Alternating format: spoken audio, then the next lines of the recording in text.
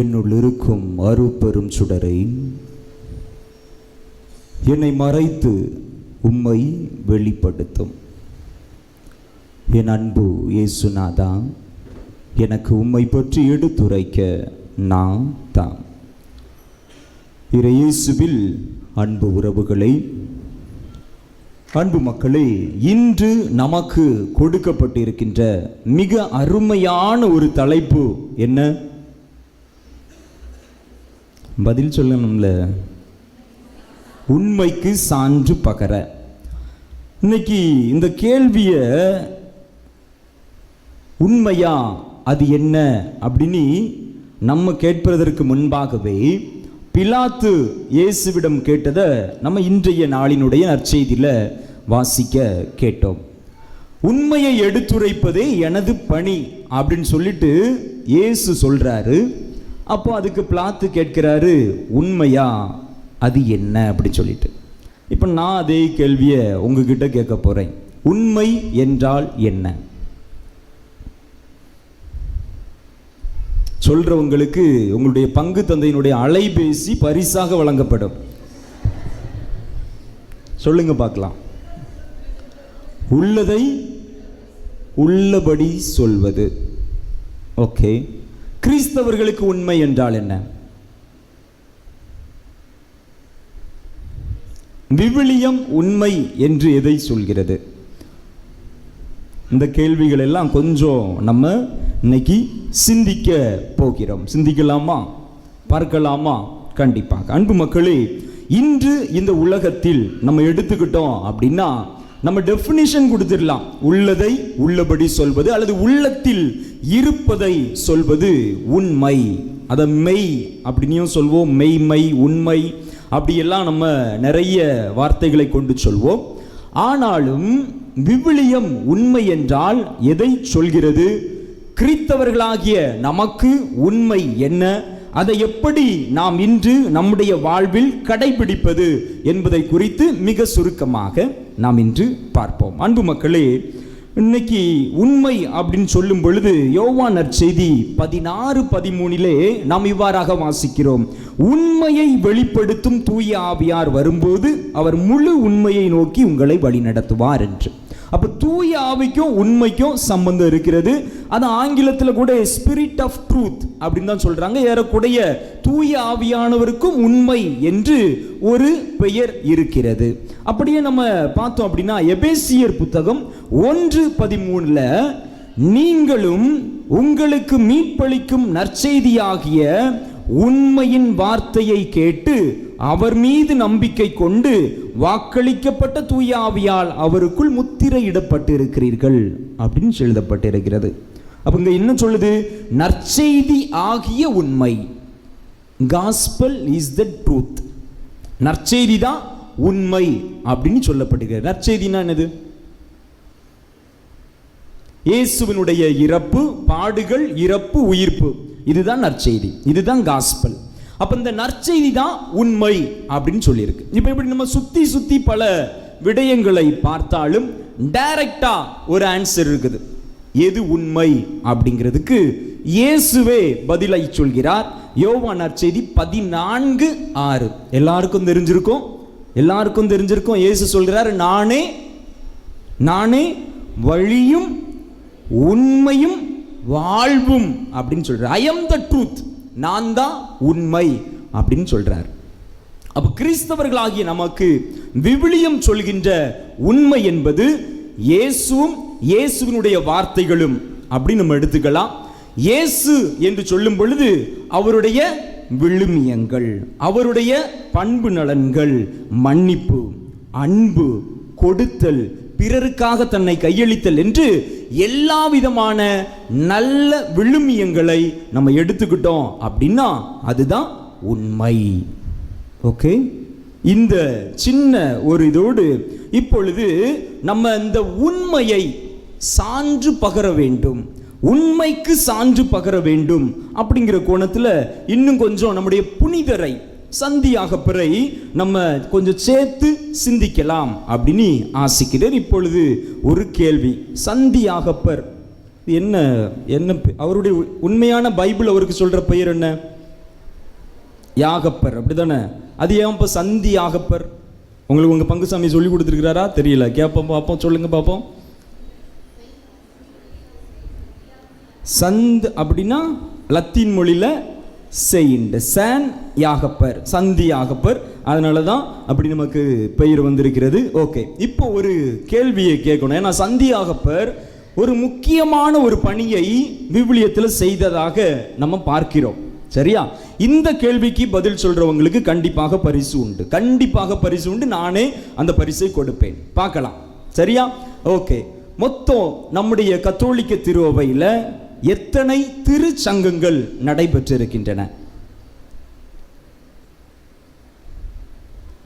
சரி, முதல் திருச்சங்கம் எங்கு நடைபெற்றது?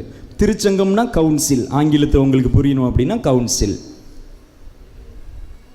மரக்கேள்வி ஆசிரியர்கள், சிஸ்டர்ஸ், ஓகே, முதல் திருச்சங்கம் எங்கு நடைபெற்றது? சரி, உங்களுக்கு நான் ஒன்று கேள்வி சொல்றேன்னு. இரண்டாம் வத்திக்கான் சங்கம் கேள்விப்பட்டிருக்கோமா? எல்லாரும் கேள்விப்பட்டிருப்போம். இரண்டாம் வத்திக்கான் சங்கம் வேட்டிக்கன்ல, ரோம்ல நடந்தது, நம்ம எல்லாருக்கும் தெரியும். 1962 இருந்து 65 3 ஆண்டுகள் நடைபெற்றது. அதற்கு பிறகுதான் நம்ம எல்லாரும் நம்முடைய தாய்மொழியில நம்ம திருப்பலியை நிறைவேற்றோம். இப்படி நிறைய ஒரு மாற்றங்களை, ஒரு வளர்ச்சி பாதைகளை, ஒரு திட்டங்களை தீட்டுவதற்கு திருச்சபையில் எப்பொழுதுமே சங்கங்கள் கூடி வருவது. தமிழ் சங்கம் நம்மளாம் கேள்விப்பட்டிருக்கோம் இல்லையா, மதுரையில் நடந்தது. அதே போல கூடி உலகத்தில் இருந்து வரக்கூடிய எல்லா ஆயர்கள், சட்ட வல்லுநர்கள், இறையியல் வல்லுநர்கள் எல்லாரும் சேர்ந்து கூடி வந்து சில முடிவுகளை, முக்கியமான முடிவுகளை எடுப்பது தான் சங்கங்கள், திருச்சங்கங்கள் அப்படின்னு நம்ம சொல்றோம். அப்ப முதல் திருச்சங்கம் எங்கு நடைபெற்றது? எருசலேம்ல. இது நம்ம எங்க பார்க்கிறோம் அப்படின்னா, ஏன்னா இது மற்றவர்களுக்கு தெரிந்திருக்கோ இல்லையோ, சந்தி யாகப்பரினுடைய பிள்ளைகளாகிய உங்களுக்கு கண்டிப்பாக தெரிந்திருக்க வேண்டும். ஏன்னா முதல் திருச்சங்கத்தினுடைய முடிவை மக்களுக்கு அறிவித்தவர் யாரு தான்? சந்தி யாகப்பர், யாகப்பர் தான். சரியா? எங்க இதை நம்ம பார்க்கலாம் அப்படின்னா, அப்போஸ்தலர் பணி, திருத்தூதர் பணி 15வது பிரிவில் இதை நீங்க முழுமையாக பார்க்கலாம்.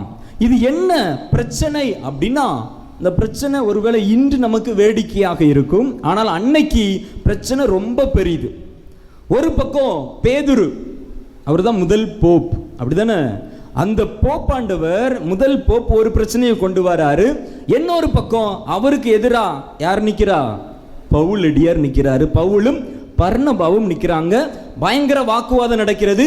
எருசலேமினுடைய பிஷப், ஆயராக இருப்பது தான் சந்தி யாகப்பர். அங்குதான் இந்த பிரச்சனை நடக்கிறது. கடைசி முடிவை சந்தி யாகப்பர் தான் சொல்றாரு. இன்னைக்கு நிறைய ஆண்கள், இன்னைக்கு உங்க ஊர்ல இருக்கிற அல்லது நம்ம பங்குல இருக்கிற ஆண்கள் மட்டும் சந்தி யாகப்பருக்கு நன்றி சொல்ல கடமைப்பட்டவர்கள் அல்ல.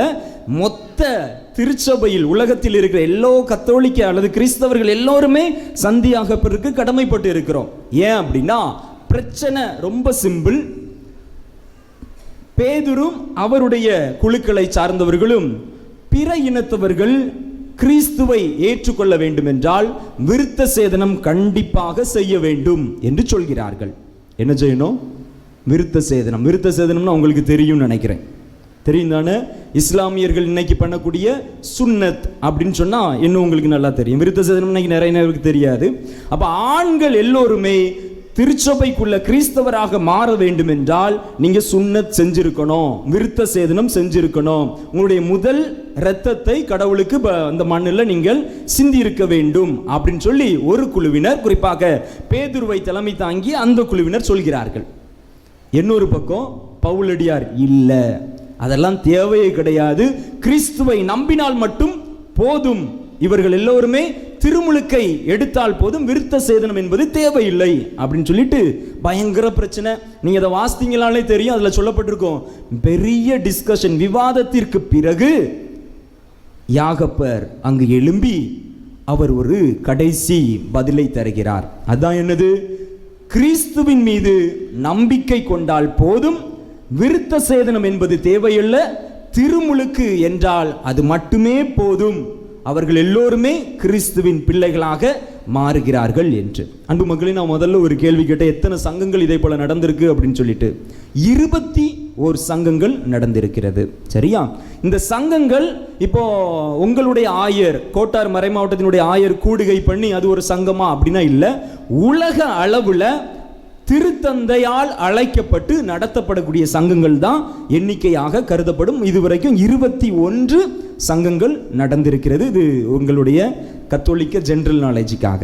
அப்ப முதல் திருச்சங்கத்தினுடைய ஒரு மைய தூணாக இருந்தவர் நம்முடைய சந்தியாகப்பர் என்பதை மறந்துவிடக்கூடாது. ஒருவேளை இவர் இல்லை அப்படின்னா இன்னைக்கு நமக்கு திருச்சபையில பிளவு எப்ப ஏற்பட்டது?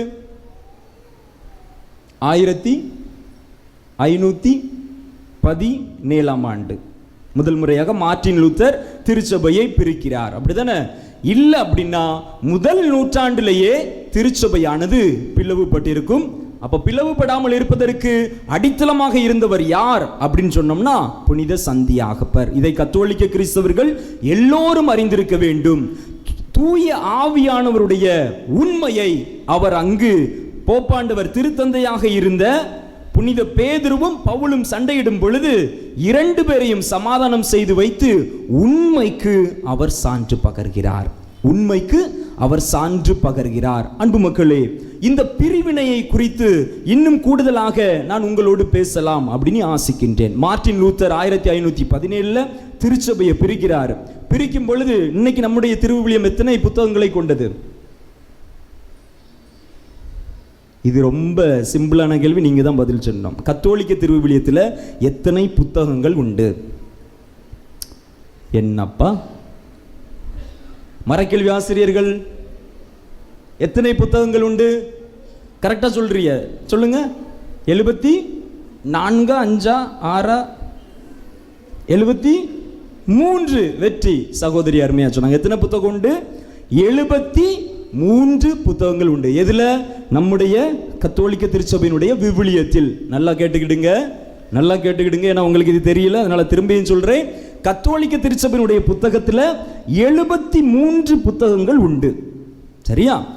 ஆனா நம்மிடம் இருந்து பிரிந்து போன சபையினரிடம் எத்தனை புத்தகங்கள் உண்டு? 73 உண்டா? இல்ல கூடுதலா? இல்ல குறைவா? குறைவு. எத்தனை புத்தகம்? நான் சொல்றது இன்னைக்கு உங்களுக்குலாம் வித்தியாசமா பார்க்கறத பார்த்தா இதெல்லாம் பத்தி யாரு ஃபாதர் கண்டுக்கிறா அப்படிங்கிற மாதிரி உட்கார்ந்துருக்கிறிய. சரி, பிரச்சனை இல்லை, தெரிஞ்சுக்குவோம்.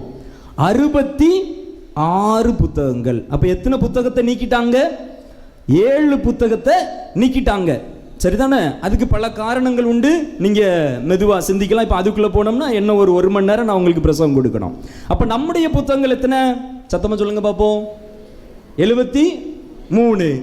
பிற சபையினுடைய விவிலியத்தில் இருக்கிற புத்தகங்கள் 66. அப்ப 1500 வருடங்கள், 15-16 நூற்றாண்டுகள் இருந்த புத்தகத்துல ஒரு சில புத்தகத்துல அவங்க தூக்கிட்டாங்க. அப்ப மார்ட்டின் லூத்தருக்கு ஒரு புத்தகத்தை எப்படியாவது தூக்கணும்னு ஆசை. ஆனா அவரால் முடியல. அது எந்த புத்தகம் அப்படின்னா புனித யாகப்பர் எழுதிய திருமடல். வெரி இன்ட்ரெஸ்டிங்ல, நம்முடைய புனிதருடைய திருமடலை தூக்குவதற்கு அவருக்கு ஒரு ஆசை, அதற்கு ஒரு காரணம் இருந்தது. அது என்ன காரணம் அப்படின்னா அது நிறைய உண்மையை சொல்லுது.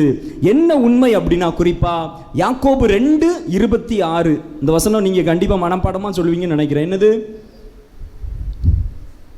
என்னது? செயல் இல்லாத விசுவாசம் செத்த விசுவாசம். புதிய மொழிபெயர்ப்புல கொஞ்சம் மாற்றலா இருக்கும், ஆனா இதை நீங்க நல்லா வச்சுடுங்க. யாக்கோபு இதை தெளிவா சொல்றாரு. விசுவாசம் நம்பிக்கைன்னு சொல்லிக்கிட்டு இன்னைக்கு எல்லா பிரச்சனையும் நம்ம செஞ்சுக்கிட்டு இருக்கோம். ஆனா செயல்ல இல்ல. அந்த செயல் இல்லாத விசுவாசம் செத்த விசுவாசம் அப்படின்னு சொல்லிட்டு அவர் சொன்னது. மற்றும் ஒரு சில கருத்துக்களுக்கு யாருக்கு பிடிக்கல? பிரிவினை சபையினருக்கு பிடிக்கல. அதனால அவர்கள் என்ன செய்தார்கள்? அந்த புத்தகத்தையே தூக்கிடலாம் அப்படின்னு அவங்க நினைக்கிறாங்க. ஆனா அது நடக்கல. இப்போ இதுல ரொம்ப முக்கியம் அப்படின்னு சொல்லி பார்த்தோம் அப்படின்னா, அப்போ பிரிவினை சபைகள் இந்த ஒற்றுமை, இந்த உண்மை, இதற்கு எப்பொழுதுமே அவர் ஒரு சாட்டையடியாக இருந்திருக்கிறார். யாரெல்லாம் உண்மைக்கு எதிராக செல்கிறார்களோ, பிரிவினையை தூண்டுகிறார்களோ, யாரெல்லாம் சரியது தவறியது என்று அவர்களுக்கு தகுந்தாற் போல மாற்றுகிறார்களோ, அவர்கள் எல்லாருக்குமே சந்தியாகப்பர் ஒரு சாட்டையடி கொடுத்திருக்கிறார் அப்படிங்கிறத நம்ம இதில் பார்க்கிறோம். அன்பு மக்களே, இப்போ திரும்ப நம்முடைய வாழ்க்கையில இன்னைக்கு உண்மை அப்படின்னா, இன்னைக்கு எனக்கு பிடிச்சதை நான் சொன்னேன், அப்படின்னா அது உண்மையா அப்படின்னா, ஒருவேளை உங்களுக்கு என்ன பிடிக்கும் அப்படின்னா அது உண்மையாயிரும். இன்னைக்கு உண்மை ஒவ்வொரு நேரத்திலையும் ஒவ்வொரு கோணங்களிலும் ஒவ்வொரு கால சூழலிலும் மாறிக்கொண்டே இருக்கிறது. நல்லா யோசித்து பார்ப்போம். இன்னைக்கு உங்களுக்கு உங்க நண்பர் ஒருத்தர் பிடிக்கும், அவர் தப்பே சொன்னா கூட நீங்க என்ன செய்வீங்க? அது சரிதான் அப்படின்னு சொல்வீங்க. அப்படிதானே? இயேசுவினுடைய விழுமியங்களுக்கு மாறாக நம்ம செயல்படுகிறோம். இன்னைக்கு உண்மையாக இருப்பது என்பது மிக மிக எளிதா கடினமா? கடினமா? சரி, இப்போ நம்மளே கேள்வி கேட்போமே, உங்களுடைய வாழ்க்கையில திருமண வாழ்க்கையில நீங்கள் உங்களுடைய கணவருக்கு உண்மையுள்ளவராக இருக்கிறீர்களா? என்னப்பா இந்த கேள்வி கேட்டா கூட பதில் சொல்ல கஷ்டம் தானா? கஷ்டம் தான் நினைக்கிறேன் இல்ல? இப்ப அடுத்த கேள்வியை மாற்றி கேட்போமே, உங்களுடைய வெளியே ஆண்கள் இருக்கிறாங்க, உங்களுடைய முதல்ல என்ன கேள்வி கேட்டேன்? நீங்கள் உங்களுடைய கணவருக்கு உண்மையுள்ளவர்களாக இருக்கிறீர்களா? அதுக்கு நீங்க கொஞ்சம் சிரிக்கிறீங்க, ஓகே, நீங்க சிந்திங்க. அடுத்ததாக, உங்களுடைய கணவர் அல்லது வெளியே இருக்கிற ஆண்களுக்கு, உங்களுடைய மனைவி உங்களுக்கு உண்மையுள்ளவராக இருக்கிறாரா? இன்னைக்கு உண்மையாக இருப்பது மிக மிக கடினமாக இருக்கிறது. நிறைய நேரத்தில் ஆளுக்கு தகுந்தாற் போல நாம் மாறு வேடங்களை இட்டு திரிந்து கொண்டிருக்கிறோம். எனக்கு பிடிச்சா ஒன்று சொல்லுவோம், பிடிக்கல அப்படின்னா இன்னொன்று சொல்லுவோம். அது அன்பியங்களாக இருக்கலாம், பங்கு சமூகமாக இருக்கலாம், அல்லது பக்த சபைகளாக இருக்கலாம், அல்லது நிர்வாகத்தில் கூட இருக்கலாம். இன்னைக்கு உண்மைக்கு நாம் துணை நிற்கின்றோமா? உண்மைக்கு நாம் சான்று பகிர்கிறோமா? அப்படிங்கிறது ரொம்ப ரொம்ப கேள்விக்குறியாகிவிட்டது மக்களே. அப்ப இந்த நாளினுடைய முதல் நாளில் உம்முடைய பங்கு தந்தை நமக்கு கொடுத்திருக்கிற இந்த அருமையான தலைப்பை நாம் சிந்திக்க, சீர்தூக்கி பார்த்து அதை வாழ்வாக்க வேண்டிய கடமையில் உள்ளோம். இன்னைக்கு இந்த சின்ன பையன்ட நீங்க ஒரு கேள்வியை கேட்டீங்கன்னா உண்மையை கரெக்டா சொல்லிடுவான். அப்பா வீட்டில் இருக்காங்கன்னா இருக்கிறாங்கன்னு சொல்லிடுவான். ஆனா அதே தான் மனைவிட்ட உங்க கணவர் வீட்டில் இருக்காரு, வீட்டுக்குள்ள இருந்தாலும் இல்ல வெளியே போயிட்டாரு அப்படின்னு தான் நாங்க சொல்லுவோம். இன்னைக்கு இதை பார்த்த அந்த சின்ன பையன், அப்ப இதுதான் மெச்சூரிட்டி, இதுதான் அறிவுத்தன்மை, இதுதான் கூர்மையான பதில் சொல்லக்கூடிய விடயம் என்று அவன் கற்றுக்கொண்டு இருக்கிறான் என்பதை நாம் மறந்துவிடக் கூடாது. இன்னைக்கு உண்மை பல வேளைகளில் திரித்து பேசப்படுகிறது என்றால் அதற்கு காரணம் தாயும் தந்தையும், இங்கு இருக்கிற பெரியவர்கள் தான் அப்படிங்கிறத நம்ம தெளிவா யோசிக்கணும். அதே போல ஒரு பங்குல ஒரு சாமியாரால பணி செய்ய முடியல, அவர் உண்மையை தான் தொடர்ந்து சொல்றாரு, நேர்மைக்கு தான் அவர் துணை நிற்கிறாரு அப்படின்னா அவருக்கு நீங்க சப்போர்ட் பண்ணுவீங்களா?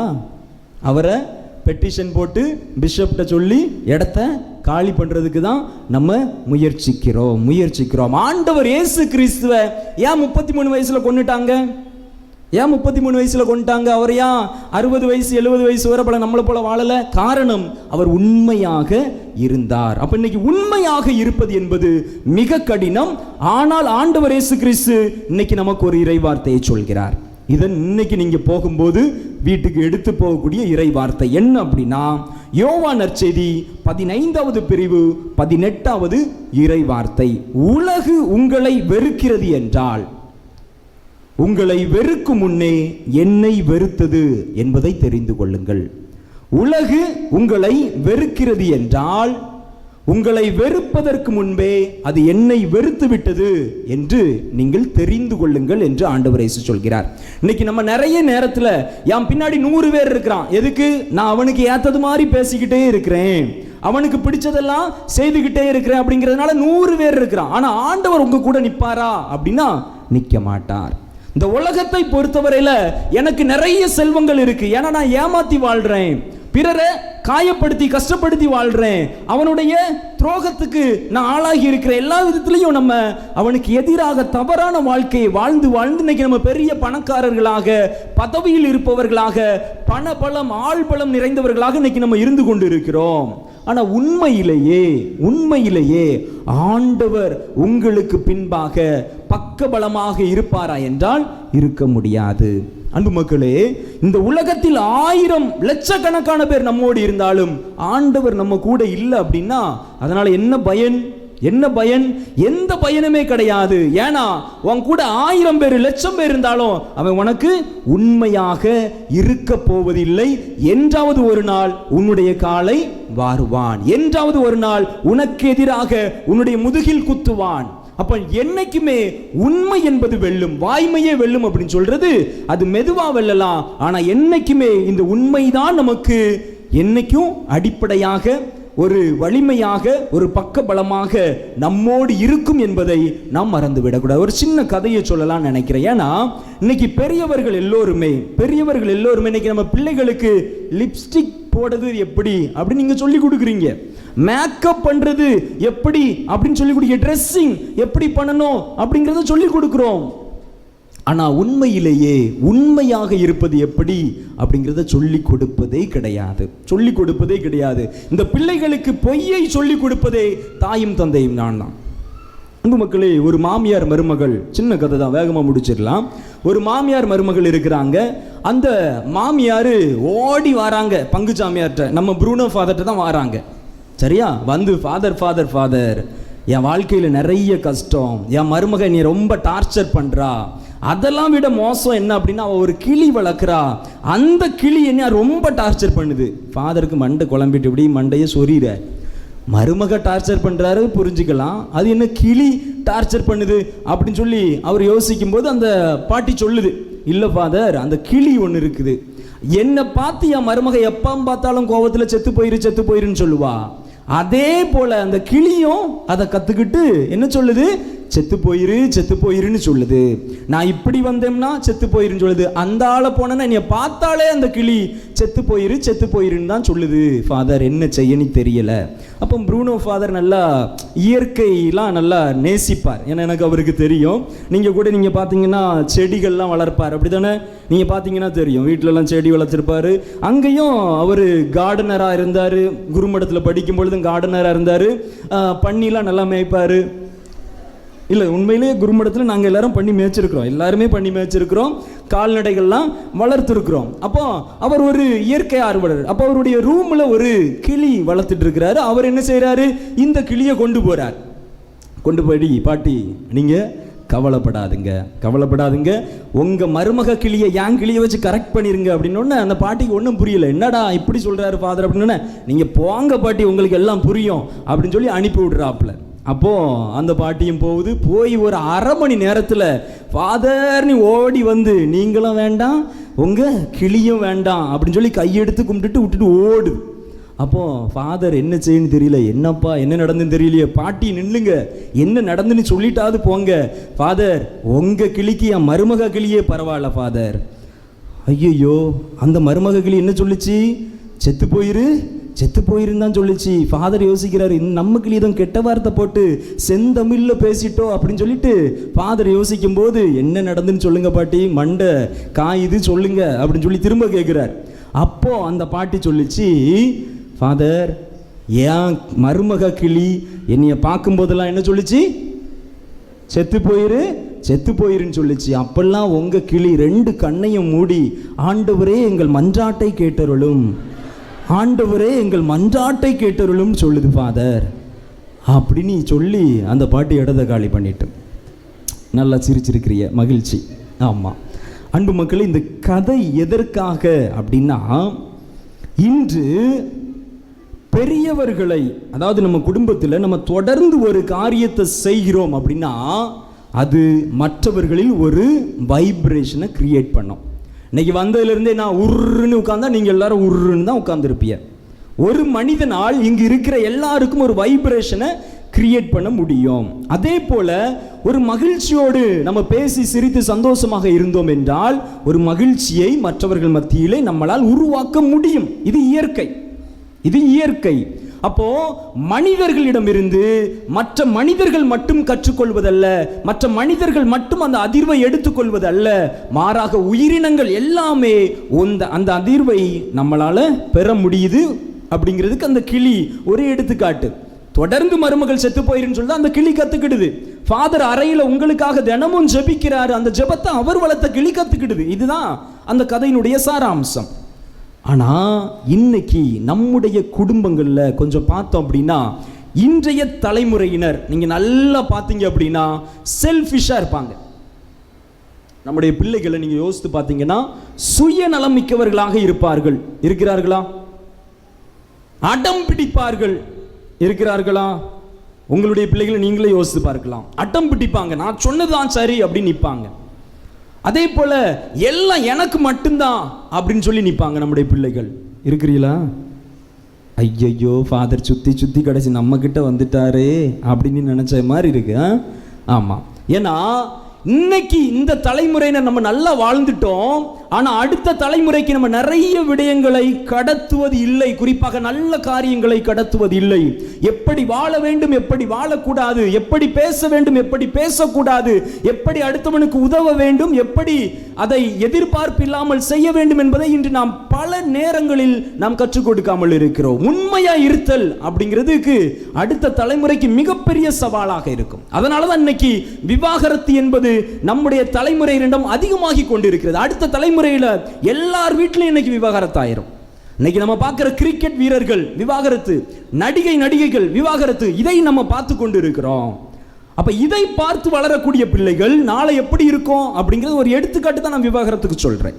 அப்ப உண்மை அப்படின்னா என்ன அப்படிங்கிறத ஒவ்வொரு தாயும் தந்தையும் நீங்கள் உங்களுடைய பிள்ளைகளுக்கு சொல்லிக் கொடுக்கக்கூடிய கட்டாயத்தில் இன்று இருக்கிறீர்கள். ஆண்டவர் இயேசு கிறிஸ்து இந்த இடத்துல இருந்தா என்ன செய்திருப்பார்? உங்க குடும்பத்துல உங்க இடத்துல இருந்தா, அதான் பவுலடியார் ரொம்ப அருமையா சொல்வார் பிலிப்பியர் 2:5, கிறிஸ்துவினுடைய மனதை நீங்கள் வெளிப்படுத்துங்கள். Reflect the heart of Christ. அவர் இந்த இடத்துல இருந்தா என்ன செஞ்சிருப்பாரு அப்படிங்கிறத நீங்க வெளிப்படுத்தி ஒவ்வொரு வேளையிலும் கணவன் மனைவிக்கு இருக்கின்ற உறவுகளும் சரி, பெற்றோர்கள் பிள்ளைகளுக்கு இடையில் இருக்கின்ற உறவுகளும் சரி, ரெஃப்ளெக்ட் கிரைஸ்ட், கிறிஸ்துவை நீங்கள் பிரதிபலித்து விட்டீர்கள் என்றால் அடுத்த தலைமுறை நல்லா இருக்கும், உங்க குடும்பம் நல்லா இருக்கும். அன்பு மக்களை, ஆக இந்த நாளிலே நீங்கள் சிந்திக்க, சீர்தூக்கி பார்க்க கண்டிப்பாக உங்களுக்கு அழைப்பு கொடுக்கப்படுகிறது. எதற்கு என்றால், முதல்ல நான் உண்மையாக இருக்கிறேனா, என் கணவனுக்கு, என் பிள்ளைகளுக்கு அல்லது என் மனைவிக்கு நான் உண்மையாக இருக்கிறேனா என்பதை ஒவ்வொருவரும் இன்று சீர்தூக்கி பார்க்க வேண்டும். அடுத்ததா ஒரு கேள்வி, ஒரே ஒரு கேள்வி, எனக்கு யாராவது ஒருத்தராவது உண்மையாக இருக்கிறார்களா என்று. அப்படி இல்லை என்றால் நீங்கள் ஒரு உண்மையான நண்பரை, ஒரு உண்மையான துணையாளரை, ஒரு உண்மையான உறவை நீங்கள் இன்று வரை சம்பாதிக்கவில்லை. ஆண்டவர் இயேசுவிடம் இந்த திருப்பலியில கேளுங்க, எனக்கு ஒருத்தராவது உண்மையாக இருக்கணும் என் வாழ்க்கையில் அப்படின்னு சொல்லிட்டு சந்தியாகப்பர், உண்மையினுடைய இருப்பிடமாக இருக்கிறவர், பிரிவினைகளை போக்கக்கூடியவர், இந்த சந்தியாகப்பருடைய துணையோடு இந்த திருப்பலியில நம்ம கேட்போம். கண்களை மூடுவோம். இன்னைக்கு ஏதோ ஒரு காரணத்துக்காக தான் இன்று நம்ம ஆலயத்திற்கு வந்திருப்போம். நிறைய வேண்டுதல்கள் இருக்கும், நிறைய மன்றாட்டுகள் இருக்கும். எல்லாத்தையும் கொஞ்சம் தள்ளி வச்சுட்டு, சந்தியாகப்பரே, எனக்கு ஒரே ஒரு நபர் உண்மையாக இருக்க மாட்டாரா என் வாழ்க்கையில்? அது என் கணவனோ அல்லது மனைவியோ, என் பிள்ளையோ அல்லது என் தம்பியோ அண்ணனோ அக்காவோ தங்கச்சோ, யாராவது ஒருத்தர், ஒரு நண்பரோ ஒரு தோழியோ எனக்கு உண்மையாக இருக்க மாட்டாரா என்று ஏக்கத்தோடு உம்மை பார்த்து ஜெபிக்கிறேன். எப்படியாவது நான் அவரை கண்டுகொள்ள வேண்டும். உண்மைக்கு சான்று பகர என்று இன்றைய நாளிலே நாங்கள் சிந்தித்திருக்கின்றோம். உண்மை என்பது நம் ஆண்டவர் இயேசு கிறிஸ்து மட்டுமே. அவருடைய விழுமியங்களை, அவருடைய வார்த்தையை யார் வாழ்வாக்குகிறார்களோ அவர்களால் மட்டுமே உண்மையாக இருக்க முடியும். அப்படி ஒரு நபரை என் வாழ்வில் எனக்கு நீர் காண்பியும், என் வாழ்வில் நீர் எனக்கு அவரை அறிமுகப்படுத்தும், என் வாழ்வில் அவரை நான் கட்டியாக பிடிக்க எனக்கு வரம் தாரும் என்று ஜெபிப்போம். அதே வேளையிலே உங்களை நம்பி இருக்கிற உங்களுடைய துணையாளர், கணவனோ மனைவியோ, உங்களுடைய துணையாளருக்கு, ஆண்டவரே, சந்தியாகப்பரே, நான் குறைந்தபட்சம் உண்மையாக இருக்க எனக்கு வரம் தாரும். என்னுடைய கடந்த காலத்தில் நான் உண்மையா இல்லை, அதற்காக மன்னிப்பை கேட்கிறேன். ஆனால் இன்று முதல், இந்த முதல் நாள் திருவிழா முதல், நான் என்னுடைய துணையாளருக்கு உண்மையாக இருக்க எனக்கு வரம் தாருங்க, எனக்காக ஜெபிங்க என்று மன்றாடுவோம். இறைவன் உங்களையும் உங்களுடைய குடும்பத்தையும் நிறைவாக ஆசீர்வதித்து வழி நடத்துவாராக. ஆமென்.